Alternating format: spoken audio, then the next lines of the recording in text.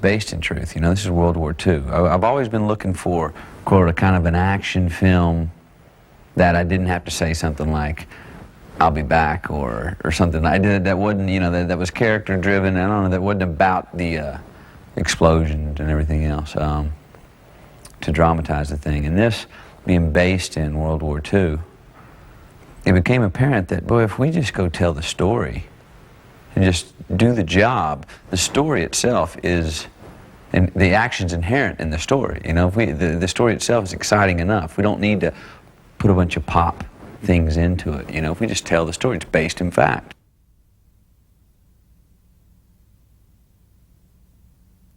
Your motives are clear. You know, there's not a lot of gray area here. We've got a mission, we've got a job to do, let's go do it.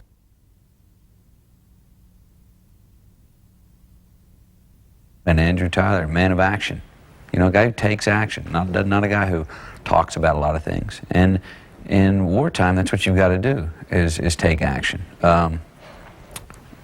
I also love the fact that, you know, a lot of times when you have a good protagonist and you're going up against the antagonist is either a metaphorically bad shot, or they're not as good. There's certain conveniences that can come along in the story that help the good guy win. This doesn't have any of those, man. The guys we're going up against are the best.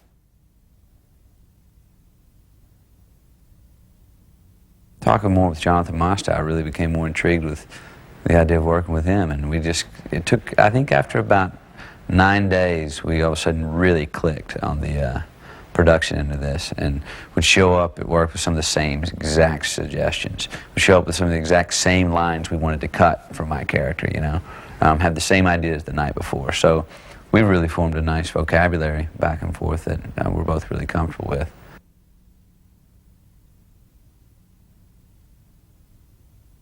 A guy, Andrew Tyler, Lieutenant Andrew Tyler, who was always, you know, went and got into the Navy for the right reasons, for the love of his country and the love of and wanted to be a captain of his own boat. You know, grew up on boats down in Galveston, Texas, fishing. You know, a guy who's ambitious like that, but also really good at what he does. He has an Achilles heel, as we find out. And I'm not going to reveal what that is, because I think it's a really cool part of the film and a cool part of the result and resolution of the character. But he gets in the war with a lot of the other men, and these are all a lot of young men, you know. And as the XO of the boat, I'm in charge of the men. I'm sort of their right-hand man. I deal with them on a daily basis, make sure they're getting their jobs done right, just somewhat like the chief, which Harvey Keitel plays as well.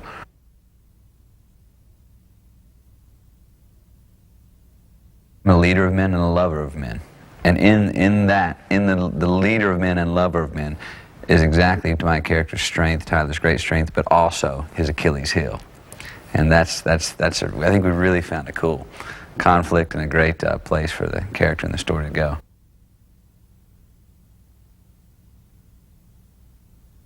There's not time in the military, and there's not time in wartime. It's very time of thick skin back then. You don't get your feelings hurt. You know, you don't whine, you don't moan, you don't gripe about something. You know, there's a job to do. And if you took the 1 second you're taking to worry about not getting what you wanted, well, that can be the difference between life and death. The other great thing about the submarine crew is that you've got, I'm not sure how many men you've got on a boat. Let's say you've got these 40 men down here on a boat. When you're submerged and you go out and you're together in this very small vessel, steel tube, for, you know, a month, if not months on end. It's a real team process, as well as having you can only have one chief, one captain, but it's a real team thing. One person, the survival of the entire crew depends on the job of each individual. If one person slacks off and doesn't do their job well, it doesn't mean that person may die. It means that one and the rest of them. If the boat goes down, you don't get 10 survivors and 20 that live. I mean, the boat goes down, and your biggest fear is fire and water in a submarine. If the boat goes down, you're all going down. There's no escape from it.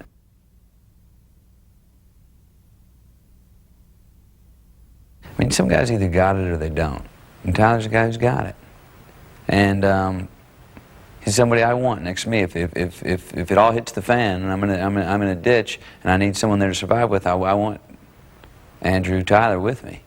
And those kind of guys, they can be heroes. You know, they are heroes. They have the moxie for it. They have the mind for it. They have the outlook for it, the perspective for it, and they will take action.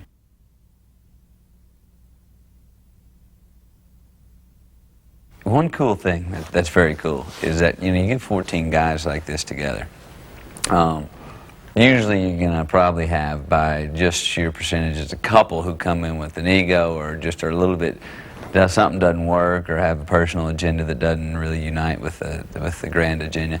But this has not been that way at all. It's been wonderful, man. All 14 guys, all completely individuals, man. Complete individuals. Nobody's alike in any way, except that we all want to make the best movie possible and stay true to our own characters, which has really been nice. So it's been a killer collaboration like that.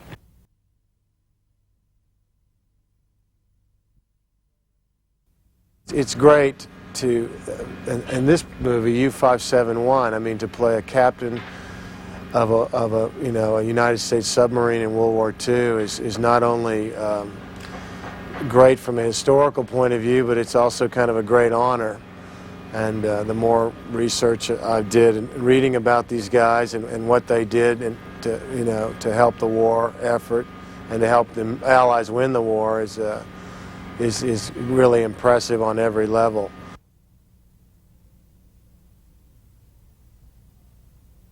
When we go out in this boat, it's a very old boat, and they've disguised it to look like a German U-boat, and we're trying to intercept a disabled German U-boat in the middle of the North Atlantic that has one of the Enigma coding machines on it. And this was a machine that enabled the German High Command to communicate with their submarine fleet and their Navy. And the Allies could not crack this coding machine, or these codes. So this is a fictional story based on historical fact. So we're out there in this antiquated boat trying to intercept this German submarine. And we're just about to start a sequence where we send a boarding party dressed up like German, crewmen and officers to board the German sub. So, I don't want to say what's going to happen, but it's not going to be good. So when I first saw the sets of these boats, I was amazed. It looked more like something out of a Jules Verne, 20,000 Leagues Under the Sea movie. But it's all authentic, and they've gone to, obviously, to great expense and great effort to create the details for this movie. And I love these kind of big-budget historical films because they have the money to really go to the ends to get the right details for them. And I think that adds to great enjoyment for the audience and really kind of brings back this time period. I've been really impressed by all of these guys. I'm particularly impressed with Matthew McConaughey, who leads our cast. And I didn't really know him. We're both Texans. And I've been very impressed with him. We've done a lot of work on the script together with Jonathan Mostow and some of the writers they've had on this. And I think he's doing a great job. I think it's going to be a huge picture for him. It's been a great experience getting to know him. He's got a lot of balls in the air on this one. I mean, this is a big production.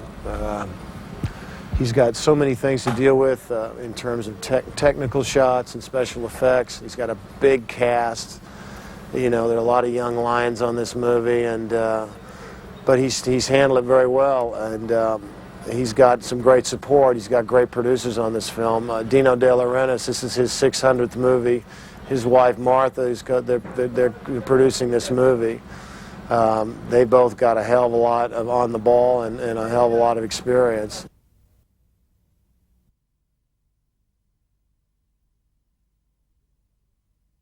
And when we did a press conference when we first came to Italy, Dino used the word epic.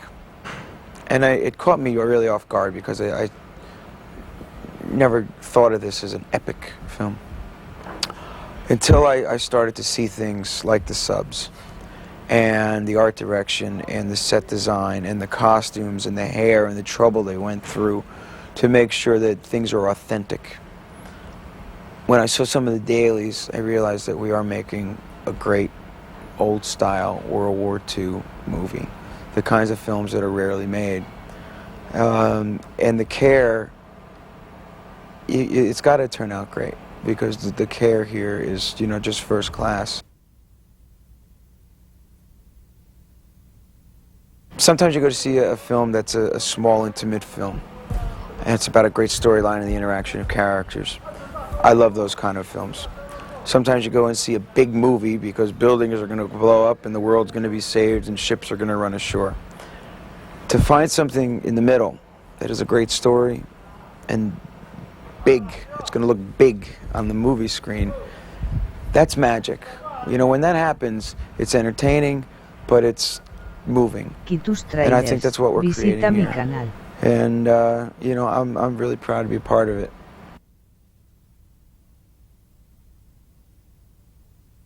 It's been fun for me to be involved in this kind of movie with, of course, Matthew, who's a sweetheart, and Paxton, Bill Paxton, Harvey Keitel, Jake Weber, David Keith. It's boys' town, you know. It's a boys' camp, so it's a lot of fun. So it's been a very interesting learning experience. This isn't a film where you're relying on the relationship of boy-girl that any one of us has had in our life. This is a very special person that you're recreating or creating, because I'm one of very few men who was a dive officer on a submarine during a world war. You know, it's very specific. It may as well be speaking a foreign language that, you know, doesn't even exist, only to a few people. And it's been a good learning experience.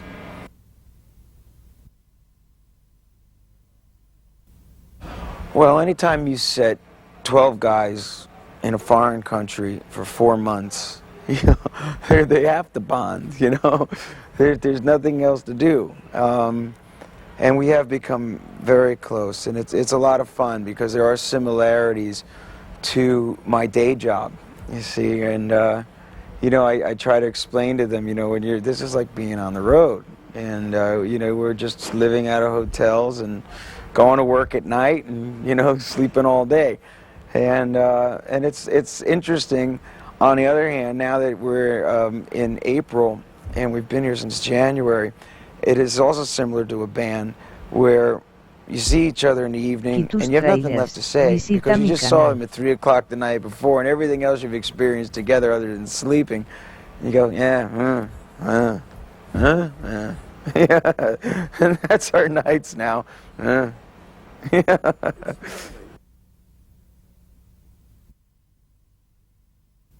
I can't say enough about Jonathan Mostow. He's brilliant because A, he's a writer, and he created these guys. He certainly knows his way around a camera and a crew. He's very soft-spoken, but knows exactly what he wants. I don't think he sleeps. I think his hobbies have become sleeping and eating because he doesn't do them on a regular basis. But even when I wanted to do the film and like everyone else went through the audition process, I wanted to play one of the enlisted men. And when he called me over Christmas, he says, you know, I'd rather have you play this officer, Pete Emmett. And truthfully, I told him, no, thank you, because I can't give you 4 months of my life for what is really too small of a part.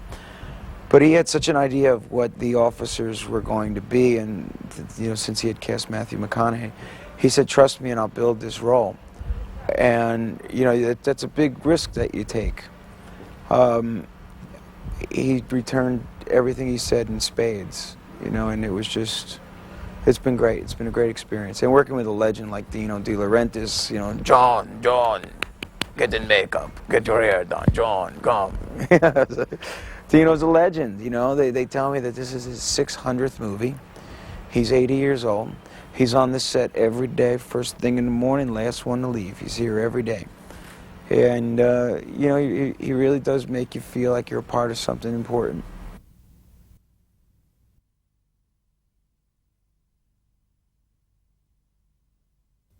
What happens in the course of this movie is these characters are thrust from one incredibly difficult situation that they have to figure their way out of to another. So it's really kind of I guess, a thinking man's action picture. This isn't just sort of mindless, you know, shoot 'em up. This is like they constantly have to strategize and be clever about, well, how are they going to get to the next step, how they can get themselves out of this hole. And those are the kind of movies I like to go see. For me, half the joy of making this movie is getting to make the movie with Dino and Martha De Laurentiis. Dino is a legend. He is probably one of the last living legends in the film business. He's produced 600 movies. I don't even know if I've seen 600 movies. He's produced 600 movies. He loves movies, and that's really the great thing about him. He has a true passion for the medium. Nowadays, you know, the movie business is dominated by a lot of people that, you know, have business degrees and law degrees, and they love the movie business, but they don't necessarily love movies. Dino loves movies. He watches everything, and we're very different people. We're from different generations. We're from different countries. We couldn't be more different if you look at us on paper, but there's a communication that happens between us when it comes to filmmaking where we really see eye to eye on a lot of stuff, and I'm able to take his wisdom of his years, decades of filmmaking and benefit from those.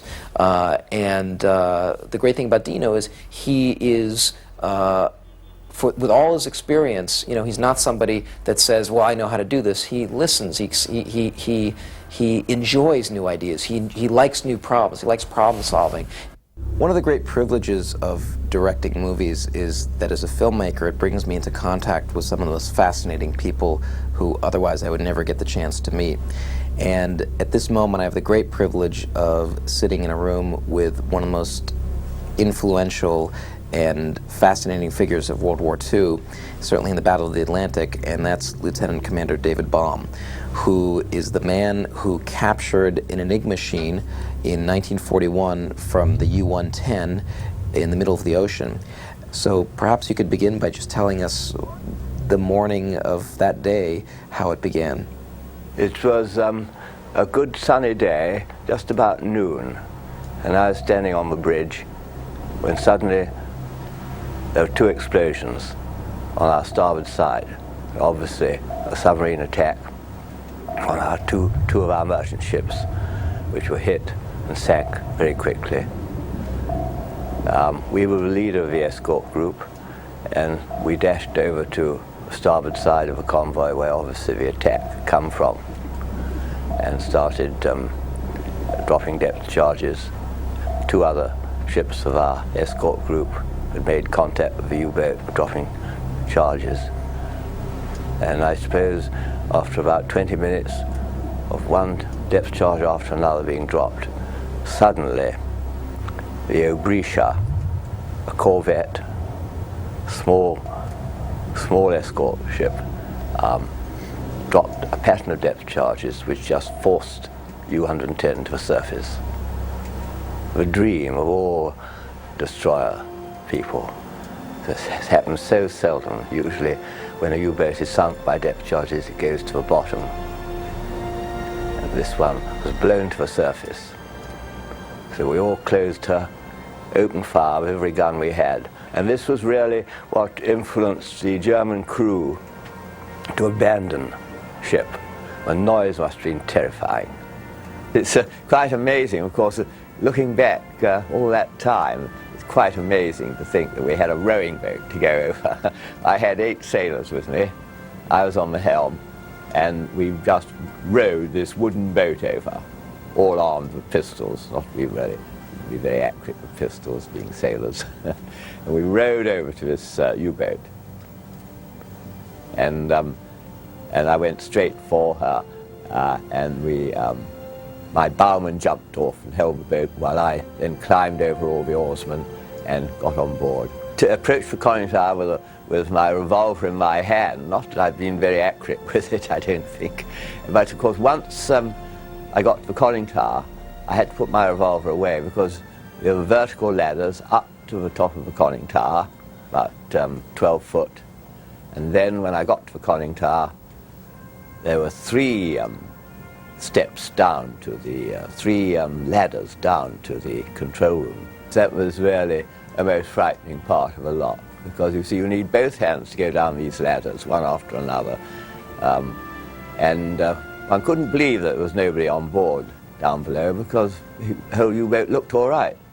And so, trailers. sort of, Visita mi most canal. times in war, when you're fighting, whether you're in a fighter pilot, you're fighting at the enemy, going towards him, or the soldiers are going towards them, and usually in a ship you are. But here I was sort of going backwards, which is a nasty feeling.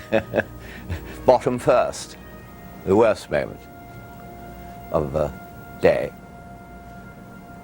I still used to dream about that for years afterwards. Yes. Now, I understand that when you were aboard the U-110, the Bulldog and some of the ships you were with had to go off and leave you for a while. Can you tell me about that?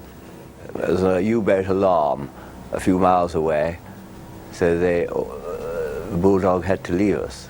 And there we were, in the middle of the Atlantic, the weather closing down, visibility not very good. And in those days there was no navigational aids, they just had to find us. And I just wondered if they'd ever find us again. When you were aboard, there was no attempt to start the any of the operating systems? Yes, or tanks? there was. I looked at all these cocks and levers, and of course couldn't speak German, didn't know anything about U-boats. No. And I did send a signal to my captain in the Bulldog. I said, send over some engineers, preferably German-speaking ones. But he did send an engineer officer over and a sailor, but they couldn't speak German. They really couldn't do any more than I did. I think they did touch one lever, but very chary of touching levers in a U-boat, which you don't understand. It's a very skilled job being a submariner. When did it dawn on you that you had done something truly extraordinary, that in fact most likely might have been one of the defining moments of the war? Obviously when you went down there, you were just collecting up stuff and there was something that looked like a typewriter, but when was it that you began to get an inkling that this was something more than just a typewriter? 10 days later, when we arrived in Scotland, we had to go into Iceland. We were towing the U-boat up to Iceland. And of course, as you know, she sank the next day in a gale, filled up with water. Then we went into Iceland to refuel, and then took all the gear back to Scarflow. Funnily enough, we also took all the U-boat prisoners, and there's only just a thin dividing line between all this material and where the U-boat prisoners were living on board our ship. And then I knew everything then when we arrived in Scarflow, because I was detailed to look after this intelligence officer, and he said, well, this is absolutely amazing. We've never seen anything like this before. In our movie, we make reference to the fact that the coding books were written in a water-soluble ink. That's right. And did you see any of this ink dissolve in front of your eyes? No, it was amazing how we kept everything dry. The sailors in my boarding party were marvelous, where they had to make a chain going up 3 ladders along the deck into the boat which had been sent over to collect everything, and nothing was splashed at all. I'm curious about, in later years, what impact this had on your life. I understand that, for example, the British government asked you never to travel to Russia. Could you tell me about that? Yes, because it's very, very closely guarded secret, never talked about. In fact, all the information has really only been released after the fall of the Berlin War. That's when all these documentaries have been made and things. There were journalists who sort of knew a certain amount. There was a book written, but nothing about the enigma in this book. And some journalists did approach me. You never knew if they were genuine journalists or spies, of course. So I had to report them to the intelligence in London, MI6. So MI6 had said to you at some point then, during or after the war, if anybody ever approaches you about this, contact us? Always had to contact them immediately, yes. And I imagine that the enigma was still a closely guarded secret, so how many people, was it a very limited number of people within MI6 that you would interact with? Yes, very few. I always dealt with the same man, a very famous intelligence officer called Alan Bacon, who actually came up to the Bulldog as soon as we captured the Enigma and went into Scapa Flow, a big naval base in Scotland. So you were decorated by King George and awarded, which was the name of the medal? Distinguished Service Cross, yes. He told me when he was decorating me, he said this was the most important event of the whole war. But was this kept secret because of the nature of the exhibit? No, it was all published in the papers, but not for what it was, you know. Just, What was the account that was published in the papers? I think just for services against submarines or something like that. Yes. But you were sworn to secrecy to ever tell anybody that you would capture this Enigma, box. yes. Yeah. Yes, and the whole crew of our ship was sworn to secrecy. And it was marvellous, and not only them, but all the merchant sailors in the convoy who saw us boarding the U-boat, and all the other escorts. Nobody ever breathed a word. Joining us to discuss the movie is Vice Admiral Patrick Hanafin, who you began your career as a World War II submariner. For several months immediately following the war, you were an officer on a surrendered German U-boat, which you learned how to operate. You later rose up through the Navy, commanding diesel submarines, then nuclear submarines. You were later commander of all the U.S. and NATO submarines in the Mediterranean, and then ultimately you were the director of the Joint Staff for the Joint Chiefs of Staff, which all gave you the qualifications to be the technical advisor on U-571. Actually, it was complete overkill to be the technical advisor on U-571. So first of all, I want to thank you for your incredible contribution to the movie, and I'd like to ask you some questions about your own experience, starting really with your experience as a submariner in the war. Just after graduating from the Naval Academy, I went to San Diego for my first submarine assignment, and it was an S-boat. In fact, my first patrol was probably the most exciting.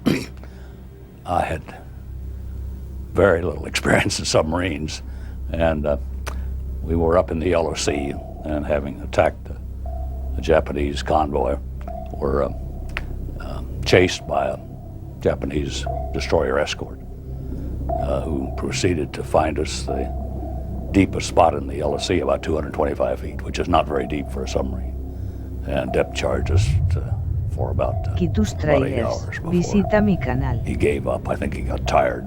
I know we were tired. There's a scene in the movie where they're diving the boat, and we see that the pipes are leaking. In fact, they're so Right. rusty that a hammer goes through it. Now, I took all that from actual ship's logs, but having served in the S-33, was You're I... absolutely right. The S-boat I served in leaked badly at 150 feet, and I, never been on a submarine before. I thought it was probably quite normal for it to do that, but I don't think it really was quite normal to do that. But they were old boats. They were built between 1917 and 1924, and the one I served on was built 2 years before I was born. I was born in 1923, and it was built in 21. And it was a very old boat, although we continued to operate a number of those S-boats throughout World War II. After the war, you were an officer aboard the U-858, which was a captured German U-boat. I'd love to hear some of that. Actually, it wasn't captured. It surrendered at the end of the war in Europe in May, off Cape May, New Jersey. And we brought it into a Philadelphia shipyard, did some work on it. The German crew helped us to translate the operating manuals, and then we operated it primarily out of Key West, Florida, to test all the German equipment, compare their equipment with ours, fire their torpedoes, and then eventually took it up to Portsmouth, New Hampshire, and put it out of service. In fact, we used it as a target, blew it up. And what was the purpose really to operate this U-boat? The purpose was primarily to compare their equipment with ours, and when we learned a lot. Their sonar equipment, their listening equipment was quite good, better than anything we had.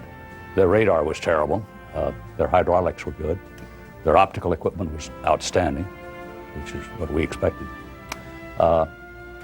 They were miserable boats, miserable boats. They were compared to our fleet boats as far as living conditions, no air conditioning. A submarine's a submarine, so to speak, and so a group of American submariners would, with muddling and mistakes, nonetheless be able to sort of operate a U-boat. How does that fit in with your experience? And that is absolutely true. In fact, with the U-858, we did not change any of the German labels on equipment. To operate a submarine, it has to have certain systems. Doesn't matter who builds a submarine, they have to be able to flood the tanks, they have to blow water, they have to move water inside the ship. They have to have diesel engines on these boats and batteries. And so with any submarine, if you're a well-qualified submariner, it doesn't take long to learn the system that you're familiar with, even though it's done in a little different manner on a German boat than it is on a U.S. boat. And so it was not hard at all for our crew in the 858 to operate that submarine. One of the unique things about submariners is that everybody in a submarine is trained to do everyone else's job should an emergency arise. Yes. Now, is that unique to submarines? I think it is. I think it is because with a relatively small crew, to become qualified in submarines, you have to be qualified in every compartment on every piece of equipment. That doesn't mean that an engineman can operate the torpedo tubes as well as a torpedoman can, or a radioman can operate in the engine room in the diesel engine. But he has to, in an emergency, he has to be able to go back there and start that diesel engine. He has to know how it's done. He doesn't do it 8 hours a day, but he has. That's part of his qualification. He has to know all the systems, the air systems, the hydraulic systems, the water systems. So everyone, including the stewards, including the mess cook Eddie is the mess cook Eddie in this movie. So it is, I think, unique to submarines because in an emergency, you don't know which compartment you're going to be in. If you're on watch, you know where you'll be, but the people off watch could be anywhere in the ship. And an emergency happens, they have to know, especially the emergency actions to be taken. I want to ask you about the difference between diesel boats and nuclear submarines. And I ask because the modern audience today, they've seen Hunt for Red October, they've seen Crimson Tide, they see documentaries on television, they picture these, submarines with all sorts of flashing lights and, people running all over the place. Exactly, in nice, neat clothing. Right. What's the real reality of a diesel boat? The reality is that a diesel submarine is a surface ship that submerges occasionally, but it basically is a surface ship. The nuclear submarine is a true submarine. You submerge and you surface a month, 2 months, 3 months later. You came over and I presented you with a bunch of Hollywood actors who were there to have a good time. Well, they were, but they're a dedicated bunch of people. I've told you this before. I was very impressed that there were no egos there, which it surprised me because hearing stories about Hollywood, I anticipated a lot of tough egos. There were none there, and that probably was due to the way you handled them too. It was fun for me to try to teach these young actors first how to be sailors and then how to be submariners.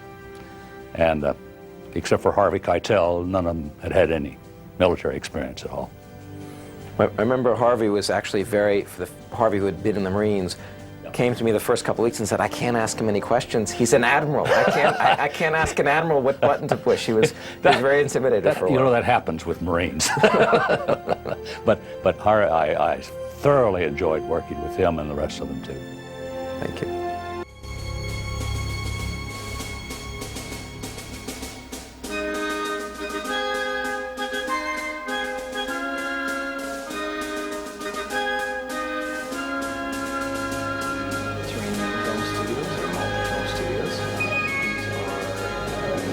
U-boats that will work in the tank. The tank currently has no water.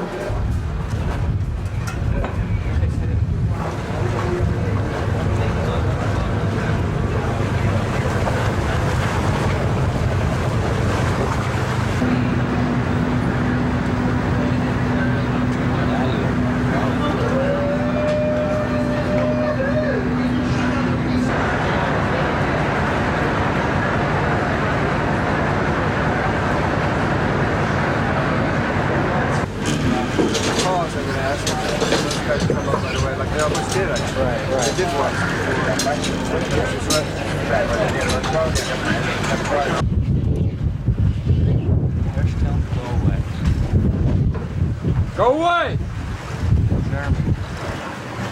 Hold up! Hold up!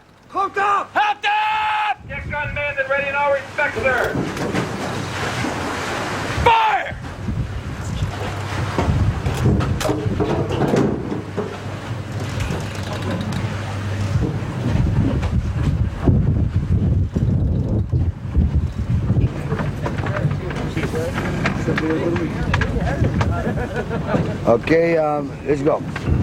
A schiena. Attenti ragazzi, questo è l'ingresso.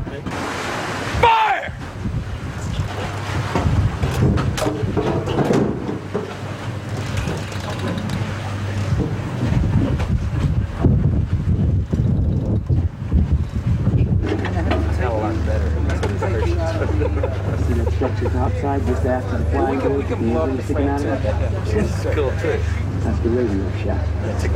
You're enlisted on the deck gun, and on my command, I want you to put a shell right through the port. That's why I want to go back. Out of it? That's the radio shot. You're enlisted, get down there on that deck gun, and on my command,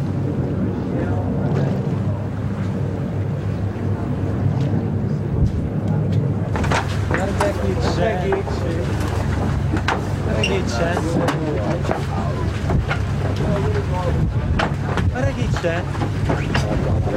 Smile guys, smile, smile.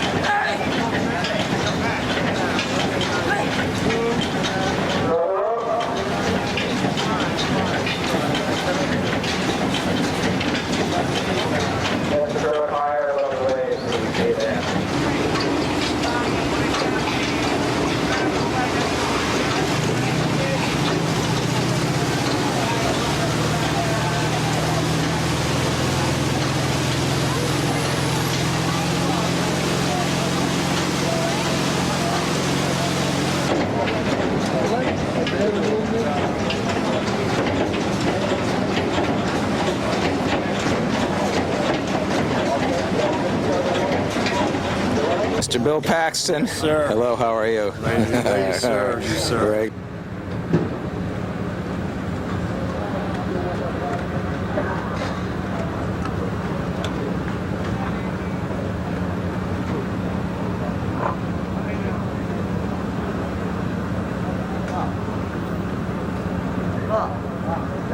Se il sottolineo ti fosse morto veramente, ma come faceva a stare? Cioè in realtà uno così come fa a farlo? Ma io spero, credo che questo non possa ir.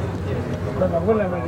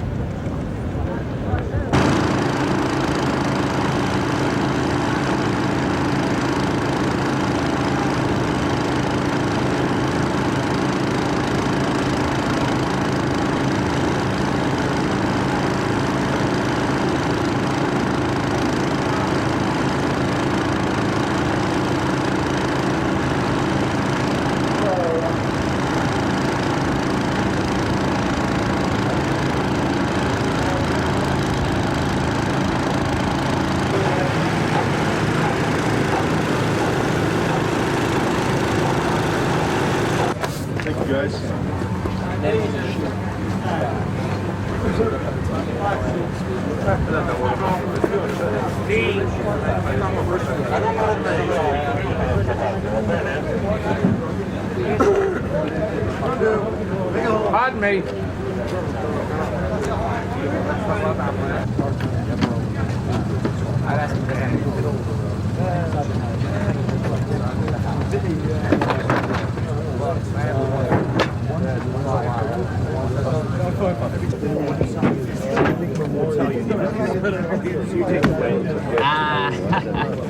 You don't automatically do that action.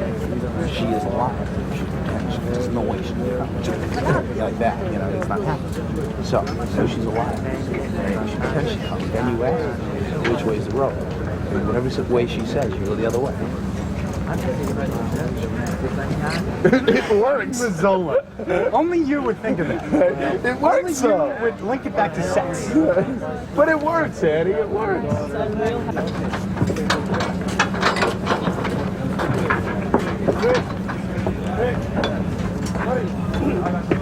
Over here. Which one's Matthew Copper?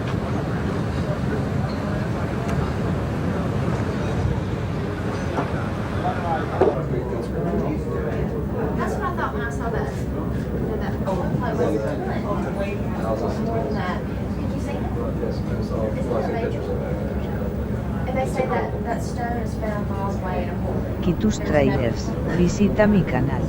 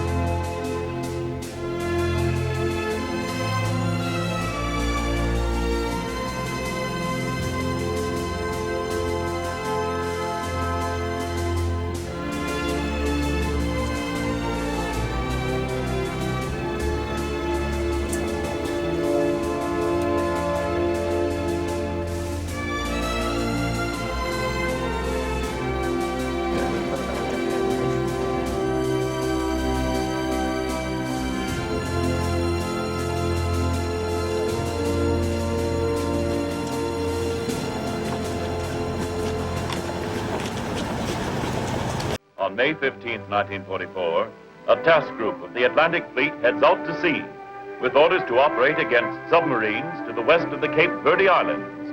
For Captain Gowlery and his task force, the capture of an undamaged U-boat was a fighting man's challenge. On June 4, 1944, the task group is searching for a sub reported 150 miles off the coast of French West Africa, when suddenly at 11:10, the chatelaine announces, "I have a possible sound contact." Almost simultaneously, both fighter planes sight the long, dark shape of the submarine running 60 feet below the surface and sing out, "Sighted sub." At this point, the sub reverses course, temporarily shaking off the destroyer. But the Wildcats can see the sub and reveal its position by firing their guns in the water at the spot where the sub is disappearing. This is a remarkable example of aircraft actually directing the attack of a surface vessel on a U-boat. At 11:21, the destroyer makes a depth charge attack.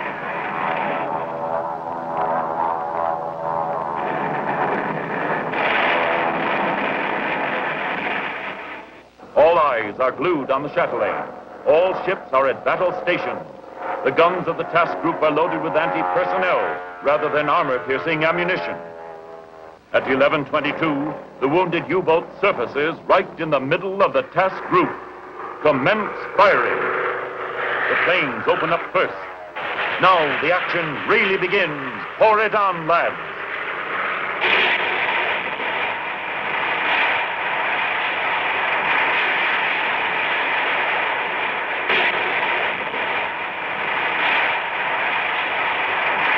For the first time since 1815, the United States Navy boards a foreign enemy man of war.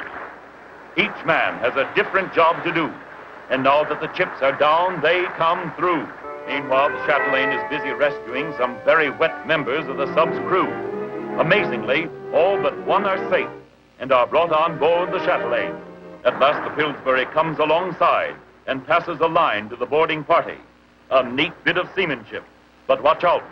That sub is still as dangerous as a wounded shark. She swings into the Pillsbury, and her bow flippers rip a long underwater gash in the destroyer escort's thin plates. So the Guadalcanal takes over and says, "Destroyer, stand clear. I'll take her in tow." There it goes, the messenger line with the big tow line on the end of it. This is a job to test the mettle of veteran seamen. The tow line is made fast. On June 19th, the U-505 was towed into Bermuda and remained there until the end of the war.